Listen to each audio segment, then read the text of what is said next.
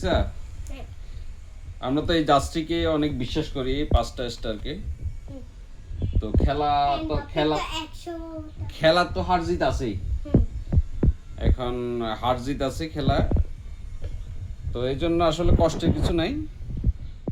তো আমাদের পরবর্তী দল হলো ফ্রান্স। আমরা ফ্রান্সকে সাপোর্ট করি, এমবাপ্পেকে সাপোর্ট করি পরবর্তী ম্যাচগুলোতে। তো আশা করি ফ্রান্স জিতবে, এই কামনাই রইল। বাই বাই বলে দাও একটু সবাইকে।